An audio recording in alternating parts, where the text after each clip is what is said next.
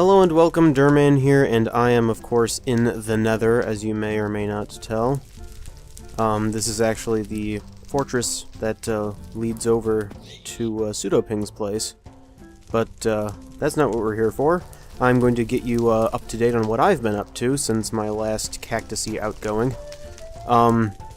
As you can see over here, this tube, or this structure, is in fact the tube that connects my nether rail from the hub to my base off that way. And as you can see, I've got a nice line of fire going all the way up the thing. Except there it actually goes into this cliff there, and that one up top must have gone out. But yeah, I've got a line of netherrack exposed across the top, namely for the prettiness factor. But yeah, the structure itself is done, and I actually managed to finish the rail as well. So the entire trip is quick and painless. Well, you know, as long as nothing's in the way. I still need to put some blocks of some kind along the track in order to prevent any pigmen from spawning on said track and slowing me down. But that can wait for the moment. I'm probably going to use leaves, in fact, just because I like the looks of them. And they're also easier to break should something go wrong. Because in case you didn't know, I have many times died at the hands of Gravion's track due to his half slabs that he's got running along it. Which, you know, works beautifully well, but at the same time causes issues. So here we are inside, and up the stairs we have the domain of Durman. Did the sign get messed up? Domain of Durman. You could at least, like, put a space on the... Do people have no artistic sense? I'll fix it for you. Gah. Enter. Domain of Durman. There we go. See? See how much nicer that looks? All centered on the sign. Come on, there are 4 lines to play with. Jeez, all I have to do is press enter. Crying out loud. But anyway, I've got this entire section in here covered in mossy cobblestone, so that looks all nice and pretty, because I've got tons of the stuff now. Okay, not tons of the stuff, I have slightly over a stack. Or was it 2 stacks? Yeah, whatever. I've got a fair amount of the stuff, and I needed a use for it, and since, well, Gravion at least had the entrance to his all looking nice, because I mean, it still looks nice, but he used to have wither skulls right here, which were all pretty, but Cameron kept hiding them, so that was annoying. But, yeah, eventually, there are going to be more levels, of course, and hopefully things will start getting connected at some stage. But anyway, let's actually use this thing so you can see how it works. Now, I figured out that on an uphill, you only need 1 powered rail for every 3 unpowered rail. This is true most of the time. About, I'd say, 1 in 6 or 7 times, like 1 out of every 6 or 7 times that I use this thing, about halfway up the slant I go back down. The cart will lose momentum and I'll just slide back down. Not a big deal, it pushes me back up onto the starting section, and I just press the button again and I go. So this section I'm probably going to put some guard on some kind on there to stop. Oh yeah, I forgot about that.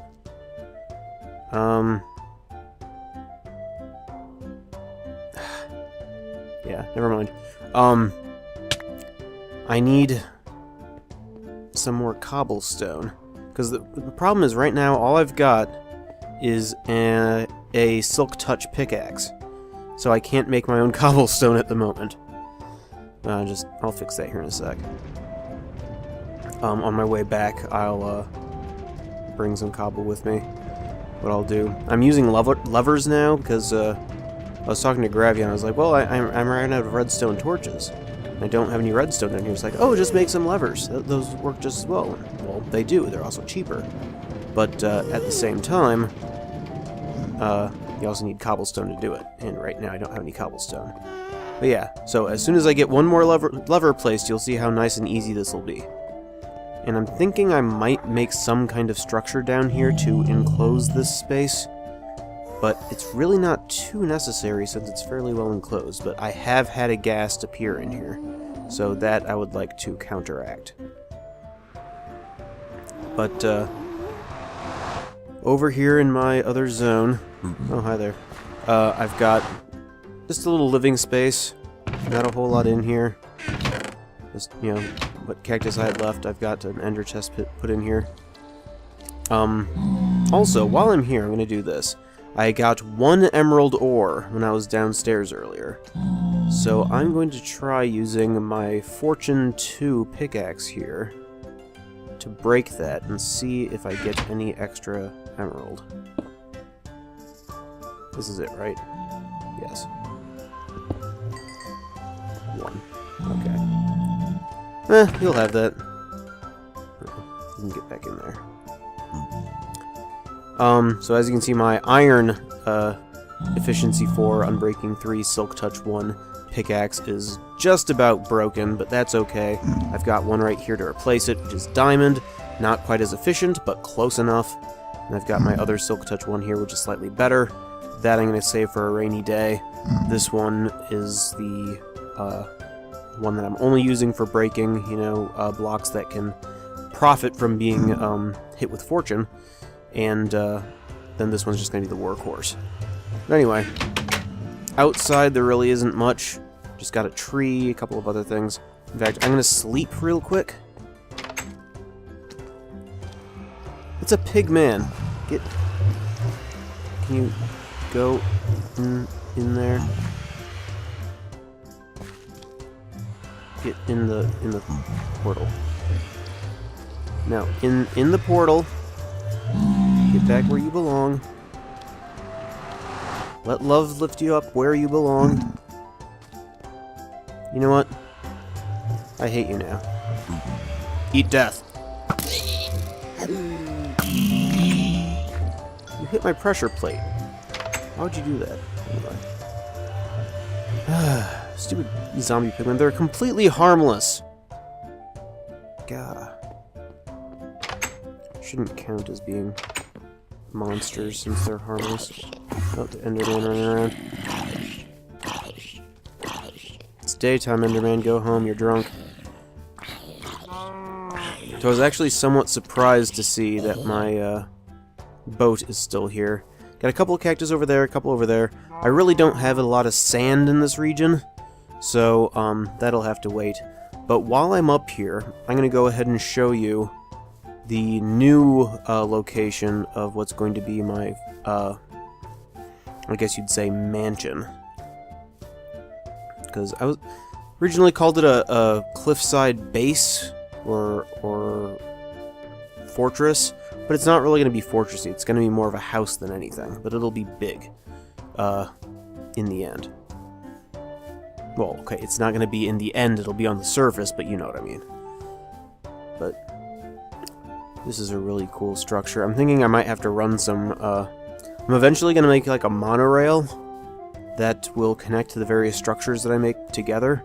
Now this is going to be, you know, months ahead. But eventually I'd like to have certain particularly cool looking spots around here have structures in or around them. So there'll be like points from which you can explore the terrain.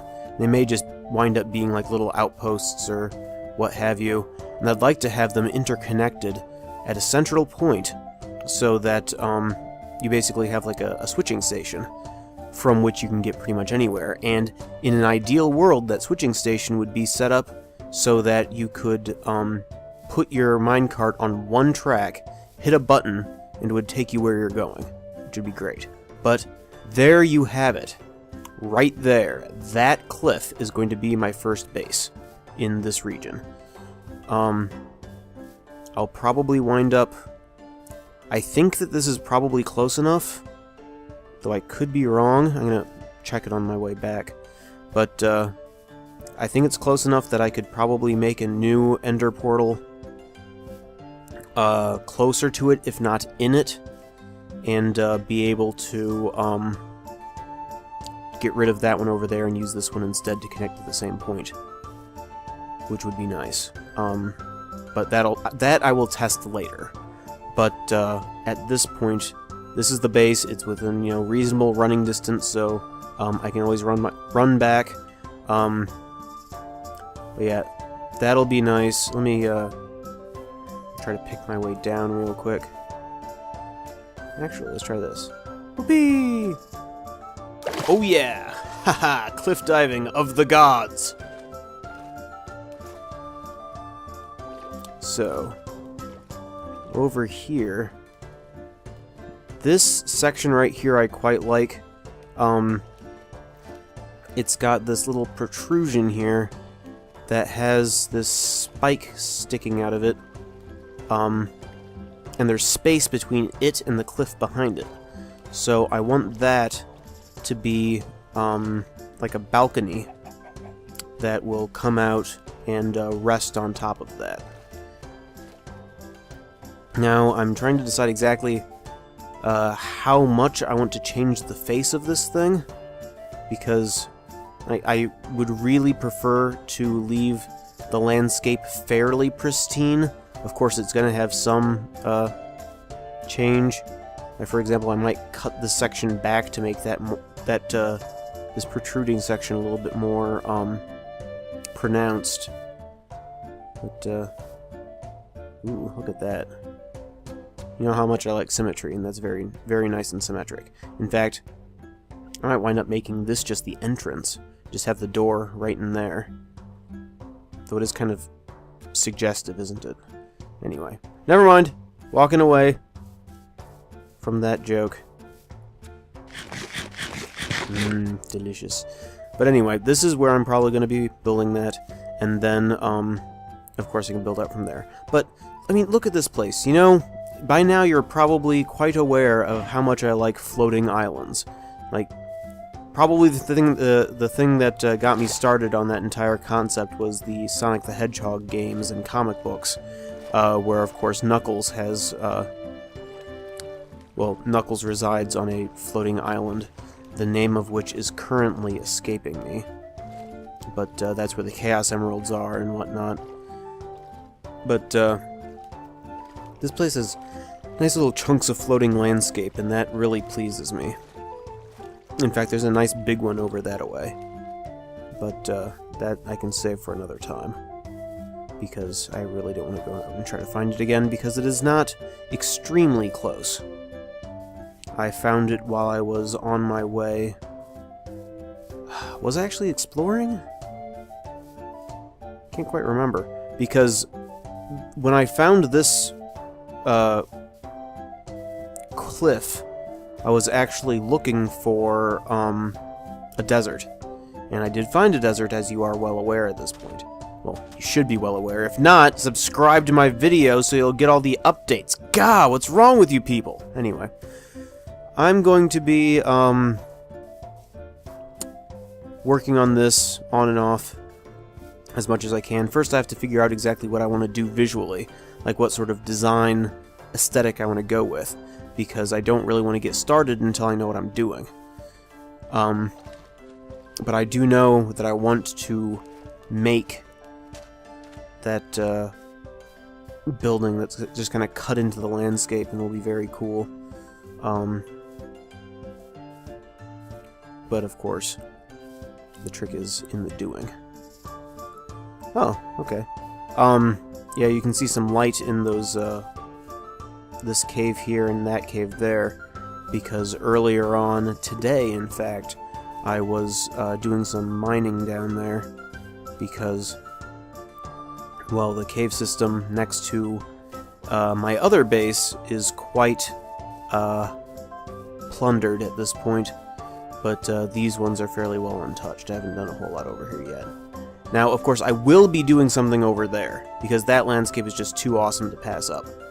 But I think it's kind of interesting that these extreme hills biomes actually have these very plainsy sections, and that is actually really tempting me to make Helm's Deep again, just because, you know, you need to have that big hilly section for both the end of the wall and for the keep itself, while at the same time having a large plainsy section for it to open out onto. Ah, cliff, no! Cactuses.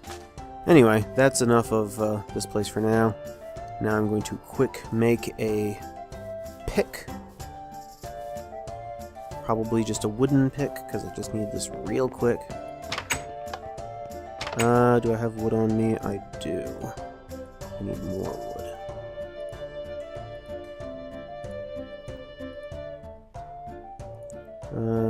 This. Grab. Place. You must be sacrificed for the good of the world. Fantastic. One of these.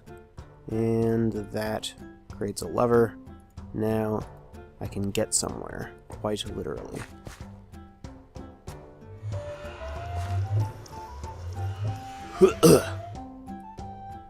Hey, iron. Hello. You can go in here. Yeah, I recently used up all of my iron, well, pretty much all of my iron, making the rail there. But we're gonna need even more rail, because I still have to make the road that will connect the Dur tube to the surface. And then from the surface back to spawn. And then there's that project, but yeah, there's a lot of things going on that need to be gotten to eventually. But at this stage, just a matter of getting back to spawn.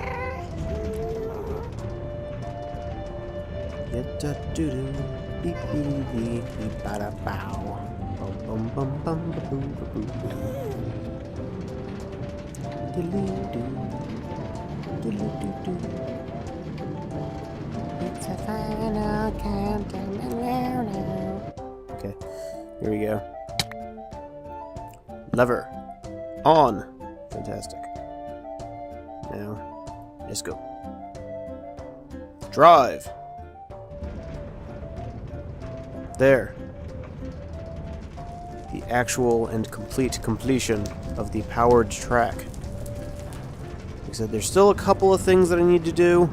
Nothing major, but you know, I'll get there.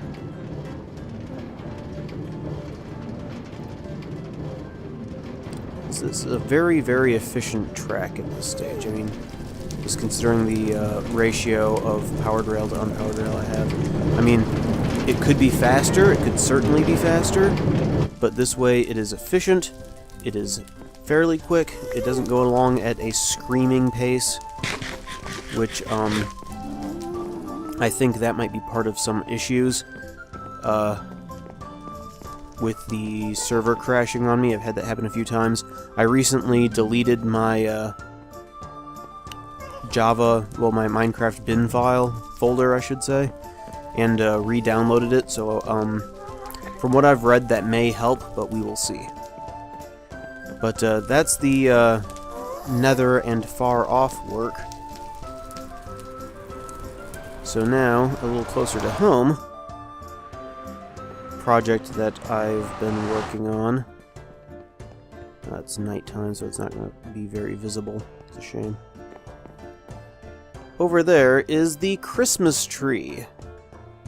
It's Christmas season here in Ursa Minor at this stage, Christmas 2012.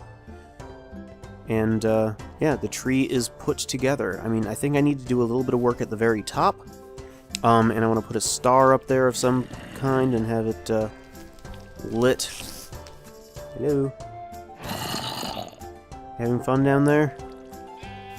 And have it lit, the star at least, with torches. It was suggested to me that I use redstone torches for the actual tree, because they don't illuminate quite as much. Oh, hi there. Yeah. Actually use this, why don't I? Also, we're going to be making wool ornaments of various colors and putting them all over the place. So it'll be a very pretty tree when it's done, at least in theory. What's the time? Oh, it's very early on in the night. Yeah. I've also gotten a little bit more work done on the island. I don't think I'm going to show that right now, just because it is, you know, way off in the distance, and the amount of work that I've done isn't really super obvious. You know, I filled in a few more lines of ground, but as you can see on the map, the left side is more or less complete. The grass is spreading very nicely, and that little yellow section that you see right there with the darker green is my farm that I have up there, which is mostly potatoes. But yeah, the other half I'm going to have to fill in eventually. I've actually had a lot of help from Keyboard Shark, our newest member, who has put a fair amount of dirt into this chest, which is very nice, because his project calls for a lot of excavating, which means, well, he's going to have a lot of dirt, and I can use that dirt to my advantage. So, yeah. Teamwork! Always nice when it works out. But, also, I don't think I've actually mentioned that I have designed an Ursa Minor t-shirt, which is a founding t-shirt that I put together. Oh, it wasn't too terribly long ago. It was a couple of weeks now, I think. That Grav mentioned in one of his videos and then promptly forgot to actually link to. So I will make sure to link to that in this video, so that if you happen to want one, like, I'm not saying that you have to get one or anything, but if you'd like to have an Ursa Minor t-shirt, you can get one on my Zazzle store. And there I've also got, you know, various other designs, some worthwhile. But the Ursa Minor one features, what's his name? Arcus? Something like that? Arcus? The Ursa Minor bear, which you have seen in most of the Ursa Minor videos, at least the thumbnails. And also the names of our founding members, of course, Cameron JK, Pseudoping, Gravion, and myself, Durman667, of course. And also the date that we started, which was, I believe, October the 27th.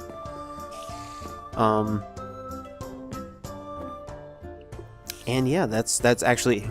The funny thing is, I wasn't actually on that day. I was on the 28th, starting at about 1 a.m., because that's when I got off work that night. But in any event, thank you for joining me on this episode of DurCrafting in Ursa Minor. Next time... let's see, what are we going to do next time? Leave a comment, why don't you? Leave a comment below as to what you would like to see me doing next time, because there are plenty of things that I should be doing, but I'd like to know from you what you'd like to see. So, hope to see you then.